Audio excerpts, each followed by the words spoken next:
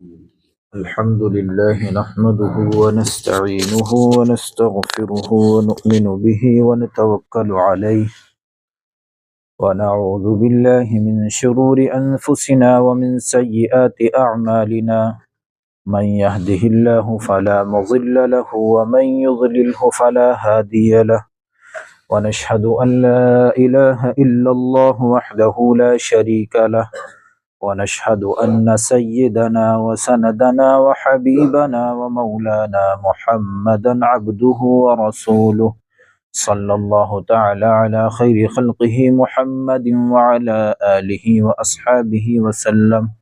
أما بعد فأعوذ بالله من الشيطان الرجيم. بسم الله الرحمن الرحيم. الحمد لله رب العالمين الرحمن الرحيم مالك يوم الدين. صدق اللہ العظیم. اس سے پہلے بات آئی تھی روز جزا بدلے کے دن کی. آج تفسیر ہوگی ایاک نعبد و ایاک نستعین. اس کا ترجمہ تو یہ ہے ایاک نعبد، ہم تیری ہی عبادت کرتے ہیں. اس کی یعنی اللہ سے کہہ رہے ہیں ہم، اے اللہ ہم تیری ہی عبادت کرتے ہیں. وَإِيَّاكَ نَسْتَعِينُ، اور تجھ ہی سے مدد مانگتے ہیں. تو پہلا نقطہ تو یہی ہے کہ یہاں اللہ تبارک و تعالی نے ایاک کا لفظ استعمال کیا. اگر خالی یوں کہتے نعبد و نستعین، ہم تیری عبادت کرتے ہیں اور تجھ سے مدد مانگتے ہیں، تو یہ بھی صحیح تھا. لیکن حصر پیدا کرنے کے لیے اس کے اندر ایاک کا لفظ استعمال کیا.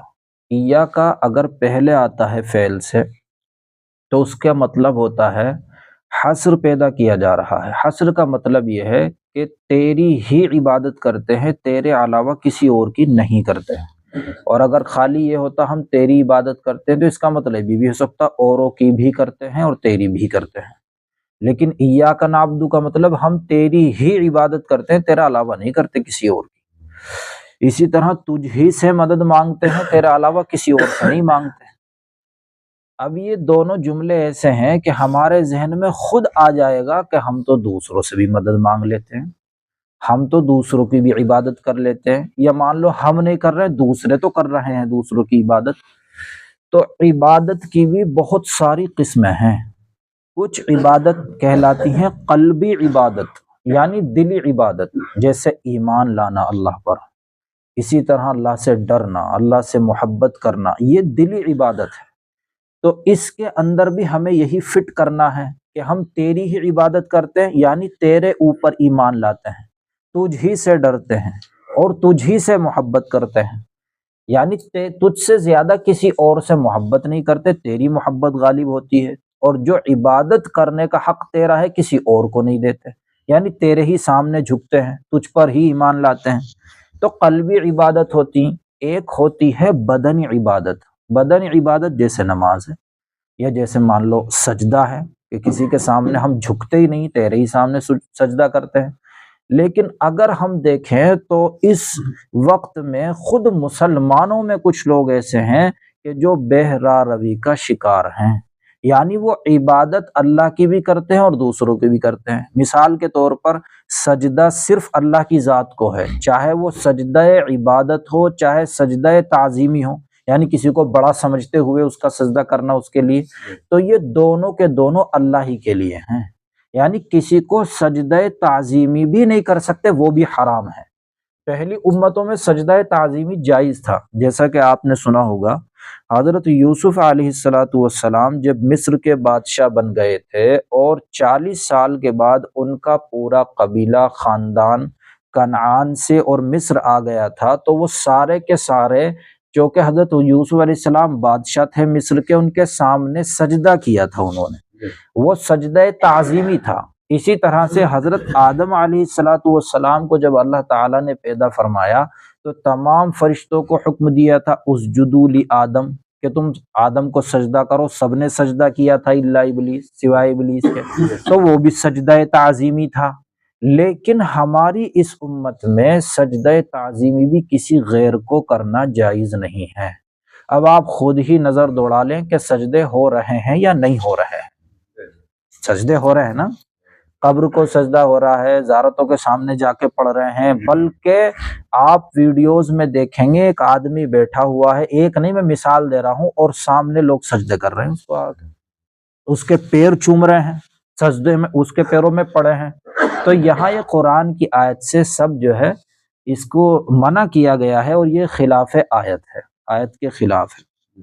تو عبادت کئی طرح کی ہوتی ہے، بدنی عبادت ہے، اسی طرح سے مالی عبادت یعنی زکوٰۃ ہے، اور اسی طرح صدقہ خیرات ہے، یا مان لو نظر ماننا ہے۔ ہم اس میں بھی دیکھتے ہیں کہ بہت سے لوگ دوسری چیزوں میں بھی عبادت کرتے ہیں۔ مثال کے طور پر دوسرے جیسے ولیوں کی نظر مانتے ہیں، منت مانتے ہیں، وہ غلط ہے بالکل۔ اللہ ہی کے لیے نظر مانی جائے گی، کسی اور کے نہیں مانی جائے گی۔ کیوں؟ اس لیے کہ قرآن کے اندر ہے وَمَا أُهِلَّ بِهِ لِغَيْرِ اللَّهِ، کہ جس کے اوپر ایسا نام لے کر جو اللہ کے علاوہ ہے ذبح کیا گیا، کسی کی نظر مانی اور اس کے نام پر ذبح کیا، بکرا ذبح کیا یا کوئی جانور ذبح کیا، اور وہ نیاز کر رہے ہیں، تو اللہ نے حرام کر دیا ہے اسے کھانے کو، یہ قرآن کہہ رہا ہے خود۔ تو یعنی جو مالی عبادتیں ہیں ان کے اندر بھی بے روی ہے ہمارے اندر۔ اسی طرح سے اطاعتی عبادت ہیں، یعنی اللہ اور اس کے رسول کی ہی اطاعت کرنی ہے۔ اطیعوا اللہ واطیعوا الرسول لعلکم ترحمون، تم رسول کی اطاعت کرو، اللہ کی اطاعت کرو تاکہ تم پر رحم کیا جائے۔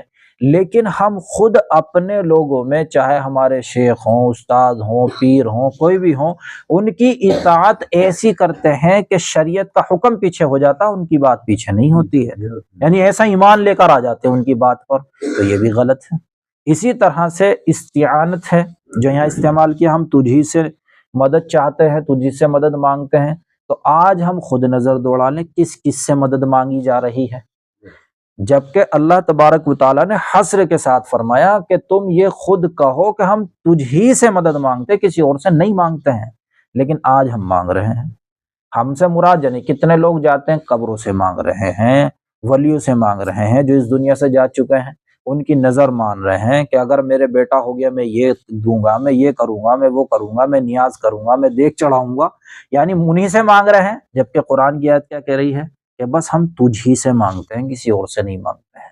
اب ایک سوال یہاں یہ پیدا ہوتا ہے، یہ کئی طریقے کی چیزیں ہیں، مانگنا بھی کئی طریقے سے ہے۔ ایک تو یہ ہے کہ مستقل بذات کسی کو سمجھ کے مانگنا، کہ ہم جو یہ مانگ رہے ہیں اس کے اندر یہ طاقت ہے، تو یہ تو بالکل کفر ہے، یہ تو شرک ہے، بالکل کفر ہے۔ مثال کے طور پر کوئی آدمی ستاروں سے مدد مانگ رہا ہے اور یہ سوچ رہا ہے کہ ان کے اندر طاقت ہے، ان کے اندر تاثیر ہے، تو یہ کفر ہے۔ جیسے علم نجوم کے اندر ہوتا، پنڈتوں کے پاس ہوتا ہے علم نجوم، پہلے علماء بھی جانتے تھے، لیکن ہمارے یہاں وہ شریعت کے اندر اجازت نہیں دی اس کی۔ تو ستاروں سے مدد مانگنا یہ بھی ہوتا ہے۔ جو لوگ عمل پڑھتے ہیں اس میں بھی تھوڑا سا خلاف کرتے ہیں، وہ ستاروں سے مدد لیتے ہیں، وہ بھی غلط ہے۔ اسی طرح سے مستقل بذات آدمی سمجھتا نہیں ہے، لیکن مستقل بذات بعطائے الہی سمجھتا ہے، یعنی ان کے اندر جو تاثیر ہے، جو دینے کی طاقت ہے، وہ اللہ تعالیٰ نے انہیں دی ہے، اس سے ہم مانگ رہے ہیں۔ ہمارے اندر یہ بہت ہے، ہم جو اس ولی سے مانگ رہے ہیں یا نبی سے مانگ رہے ہیں، اللہ تعالیٰ نے ان کو عطا کر رکھا ہے اختیار، اس لیے ہم ان سے مانگ رہے ہیں، یہ بھی غلط ہے۔ کیوں؟ اس لیے کہ وہ یہ سمجھتے ہیں، جیسے پہلے کفار و مشرکین سمجھتے تھے کہ جیسے کوئی بادشاہ ہوتا ہے اور بادشاہ اپنے کچھ وزراء اور امراء کو کچھ اختیارات دے دیتا، کنٹرول دے دیتا ہے کہ بھئی یہ علاقہ تمہیں سنبھالنا ہے، یہ اختیار اور پاور تمہارے پاس ہے، چاہو کرو، بس اس کو تمہیں سنبھالنا ہے۔ ایسے ہی نعوذ باللہ وہ اللہ کو قیاس کر لیتے ہیں کہ اللہ بھی بادشاہ ہے اور اپنے ولیوں کو اور اپنے نبیوں کو اس نے کچھ اختیارات دے رکھے ہیں، اب ہم ان سے مانگیں گے وہ ہماری مرادیں پوری کر دیں گے۔ تو یہ بالکل کفار و مشرکین والا عقیدہ ہے، تو یہ بھی غلط ہے۔ اور ایک مدد مانگنا ہوتا ہے کہ نہ تو آدمی مستقل بذات اس کو سمجھ رہا ہے اور نہ آدمی بعطائے الہی سمجھ رہا ہے کہ اللہ نے اس کو دے رکھے ہیں۔ وہ ہم روز مرہ دیکھتے ہیں، جیسے مثال کے طور پر ہم جو ہے ڈاکٹر کے پاس جاتے ہیں اور اس سے دوائی لیتے ہیں اور اپنی بیماری کے لیے مدد مانگتے ہیں اس سے کہ بھئی ہم بیمار ہو گئے، تو یہ کفر و شرک نہیں ہے۔ کیوں؟ نہ تو ہم یہ سمجھتے کہ ڈاکٹر ہمیں شفا دے رہا ہے، اور نہ ہم یہ سمجھتے یہ دوا دے رہی ہے۔ اگر کوئی یہ سمجھتا ہے تو غلط ہے کہ ہاں جی دوا مجھے شفا دے رہی ہے، اصل اللہ کا حکم ہی چل رہا ہے، لیکن اللہ نے اس کا حکم دیا ہے، نبی کا ایک سنت ہے، طریقہ ہے کہ تم علاج کرو۔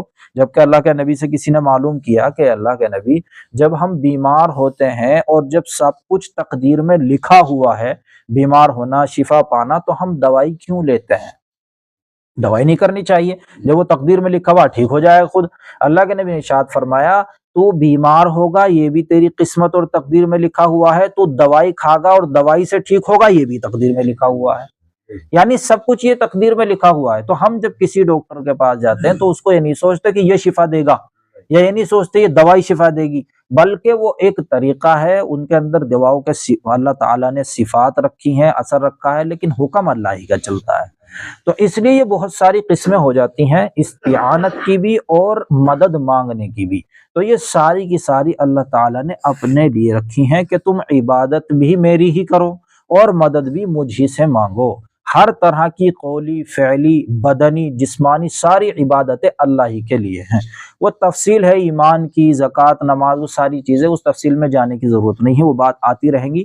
اصل بس یہاں ایک خاکہ دینا ہے ذہن کے اندر کہ عبادت کسی بھی طرح کی ہو وہ اللہ ہی کے لیے کرنی ہے، اللہ ہی کی عبادت کرنی، کسی اور کی نہیں کرنی ہے۔ اور ایک خاکہ دینا ہے کہ استعانت، مدد جو مانگنی ہے اللہ ہی سے مانگنی ہے۔ اگر بظاہر بھی اگر ہم کسی سے مدد مانگ رہے ہیں تو وہ روزمرہ کے حالات میں جیسے ہم مانگتے ہیں، مثال کے طور پہ ہم کھانا کھاتے ہیں بھوک مٹانے کے لیے، تو کھانے کے ذریعے ہم اپنی بھوک مٹا رہے ہیں، لیکن اس میں اللہ کا حکم ہی چل رہا ہے۔ کتنے لوگ ایسے ہیں جنہیں جوع البقر کی بیماری ہو جاتی ہے، اس کا مطلب ہوتا کتنا ہی کھا لے پیٹ نہیں بھرے گا، کھاتا ہی رہتا وہ لیکن پیٹ نہیں بھرتا۔ کیوں نہیں بھر رہا بھائی پیٹ؟ جب کھانے سے بھرتا تو یعنی یہ اللہ کے حکم سے ہی ہو رہا سب کچھ۔ ہر لقمے میں اللہ تعالیٰ نے فرشتوں کو مقرر کر رکھا ہے، ہر لقمہ جب بھی آدمی کھاتا ہے تو وہ فرشتہ پہنچتا ہے کہ اس کو نیچے پہنچاؤں یا یہیں روک دوں۔ اور کتنے لوگوں کی ایسے ڈیتھ ہو جاتی، مر جاتے ہیں وہ کہ اس نے لقمہ لیا اور وہ سانس کی نالی میں چلا گیا، پیٹ میں گیا ہی نہیں، مر گیا۔ کتنے ایسے مر جاتے ہیں کہ اسے الٹی ہوئی، وہ سانس کی نالی میں پھنس گیا اور ختم ہو گیا۔ یعنی سارا نظام اللہ کے حکم سے چل رہا ہے اور اللہ ہی تعالیٰ اس کو چلا رہا ہے۔ تو ایاک نعبد و ایاک نستعین، ہم تیری ہی عبادت کرتے ہیں، کسی اور کی عبادت نہیں کرتے، اور تجھ ہی سے مدد مانگتے ہیں، کسی اور سے مدد نہیں مانگتے۔ اللہ تبارک و تعالیٰ ان تمام باتوں پر یقین نصیب فرمائے اور ہم سب کو راہ راست پر چلنے کی توفیق عطا فرمائے۔ دعا کر لیجیے۔ الحمدللہ رب العالمین، اللہم صلی وسلم وبارک علی سیدنا محمد وبارک وسلم۔ ربنا آتنا فی الدنیا حسنہ وفی الآخرۃ حسنۃ وقنا عذاب النار۔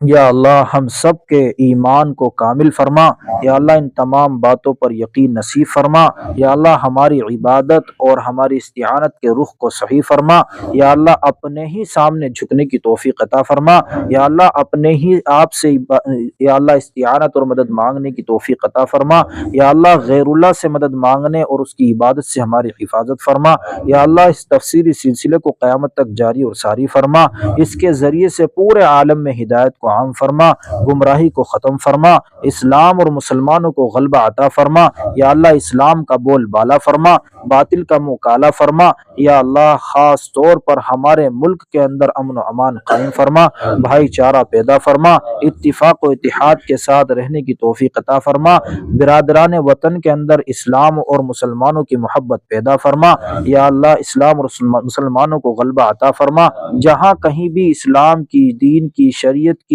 جس طرح سے جو خدمت ہو رہی ہے سب کو اپنی بارگاہ میں قبول فرما، سب کی مدد اور نصرت فرما، سب کو اپنی رضا کے لیے کام کرنے کی توفیق عطا فرما، یا اللہ سب کی جد و جہد میں ہمارا حصہ نصیب فرما، ہماری دعاؤں میں ان سب کا حصہ نصیب فرما، یا اللہ اس قرآن کی برکت سے ہمارے بیماروں کو شفاء کلی عطا فرما، جو مقروض ہیں ان کے قرض کی ادائیگی کے فیصلے فرما، جو ناحق مقدمات میں پھنسے ہوئے ہیں ان کو باعزت بری فرما، یا اللہ جو جیلوں میں بند ان کو رہائی عطا فرما، محض اپنے فضل و کرم سے ہماری ان مختصر سی دعاؤں کو جناب محمد رسول اللہ صلی اللہ علیہ وسلم کے صدقے وسیلے طفیل محبت میں قبول فرما۔